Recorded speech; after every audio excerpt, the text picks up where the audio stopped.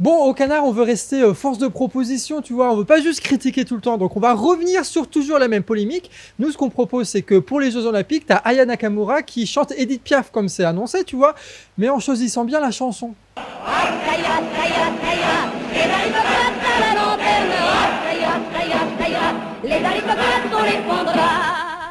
Voilà, un petit remix pop comme ça mettra tout le monde d'accord. Sauf les bourges. Mais du coup, c'est exactement ce qu'on veut. Bonjour à tous et bienvenue dans Actu Réfractaire, votre quotidienne d'actualité critique. Aujourd'hui, nous sommes le 13 mars et bah, c'est parti.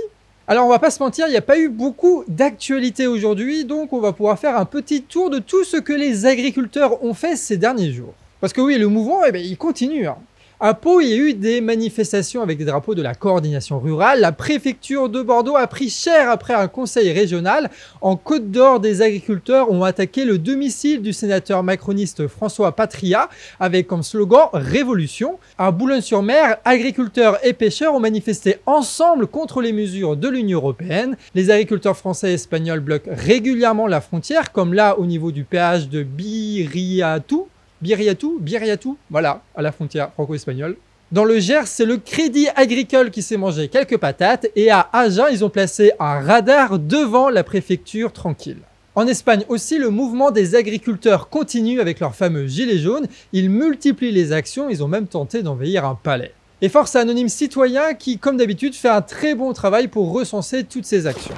L'autre grosse actu, c'est l'Assemblée nationale hier qui devait voter sur la question ukrainienne. Plus précisément, il s'agit de valider un accord qui engage l'État français sur 10 ans, avec 3 milliards d'euros d'aide militaire pour 2024 à l'État ukrainien, mais aussi un engagement pour soutenir l'adhésion de l'État ukrainien à l'Union européenne et à l'OTAN. Et puis il y a d'autres engagements aussi, construire des usines d'armement en Ukraine, participer à la reconstruction du pays, développer des stratégies industrielles communes et un engagement de l'État français pour soutenir l'Ukraine dans la reconquête de la Crimée et du Donbass. Bref, quand on regarde un peu ça fait quand même beaucoup de contrats pour les industriels de l'armement et du bâtiment. D'autant que l'administration états-unienne, là, ils sont en train de vraiment beaucoup ralentir les aides à l'Ukraine, donc c'est le moment ou jamais pour l'État français de venir conquérir quelques marchés. D'ailleurs, on parlait de ça dans une précédente vidéo sur la chaîne Canard Réfractaire, n'hésite pas à regarder. Bref, il y a eu un vote symbolique, mais il y avait quand même du suspense par rapport à ça, puisque les différents chefs de parti qui avaient été reçus par Macron il y a quelques jours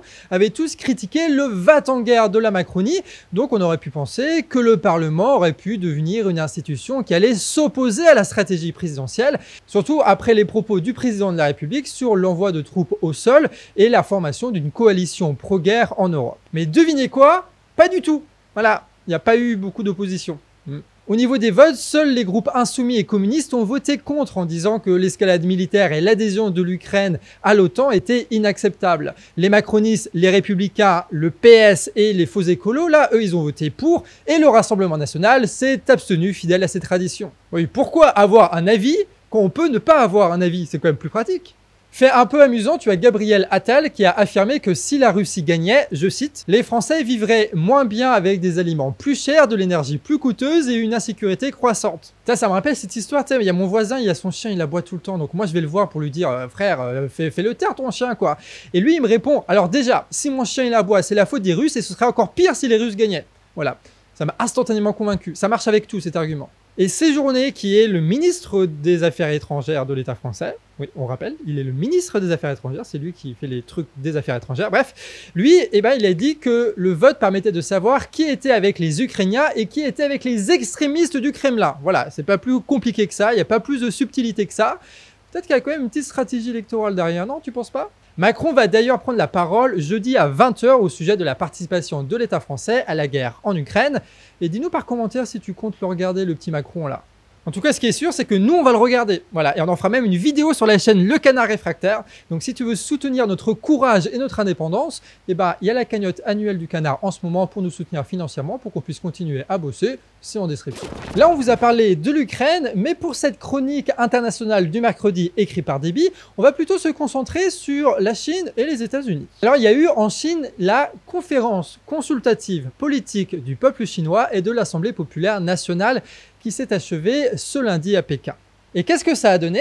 Ça a donné une politique de fermeture du pays, notamment aux influences étrangères et à la constitution de forces armées très puissantes. La Chine prévoit notamment une augmentation du budget des forces armées de 230 32% pour 2024. La politique industrielle, elle aussi, se fait plus agressive.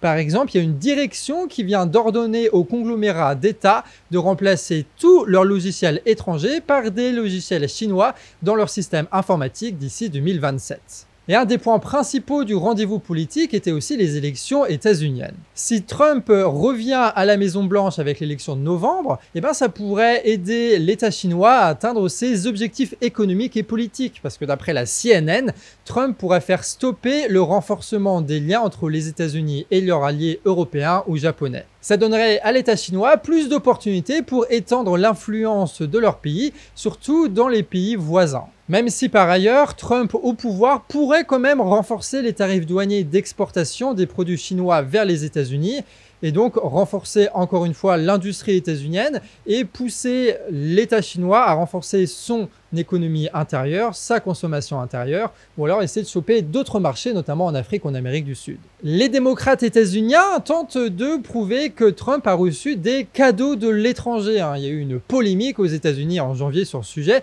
après des révélations. Trump aurait reçu environ 7,8 millions de dollars de plusieurs pays, dont 5,6 millions de la Chine. Comme s'il avait besoin de ça, Trump. Ces liens financiers auraient pu donc influencer les politiques de l'administration de Trump. Voilà, peut-être, Inch'Allah. Biden et son équipe, ils ont été très actifs, en tout cas durant leur mandat, sur la politique étrangère, et ils ont donné du fil à retordre à l'économie et à l'État chinois. En 2022, par exemple, ils ont bloqué l'exportation vers la Chine de semi-conducteurs et du matériel pour les fabriquer. Ce qui les a vraiment freinés dans le développement d'une industrie de semi-conducteurs compétitive, et ça a ralenti leur progrès dans plusieurs domaines importants comme l'intelligence artificielle. L'industrie du semi-conducteur, c'est une des rares industries qui se développe encore et qui est fortement concurrentielle avec les États-Unis, Taïwan et puis la Chine qui essaie donc de faire de plus en plus de ces semi-conducteurs-là. L'équipe de Biden, ils ont aussi tissé beaucoup de liens forts avec de nouveaux partenaires, comme l'économie indienne pour faire contrepoids à l'influence chinoise dans la région et aussi dans les pays en développement. Avec notamment la finance indienne qui se développe énormément avec l'influence états-unienne. N'hésitez pas à nous dire si ça vous a plu un peu cette information-là sur les relations sino-états-uniennes, voilà. Et n'hésitez pas à retrouver les futures vidéos concernant ces sujets-là sur la chaîne Le Canard Réfractaire encore une fois. C'est là-dessus qu'on termine cette vidéo. Merci à tous de l'avoir regardée et puis on se dit à demain 19h pour une prochaine Actu Réfractaire. Et il n'y a plus grand chose à dire, voilà, on est en financement encore une fois, donc le lien est en description pour soutenir notre travail et notre indépendance. Et en attendant, des bisous et à la prochaine.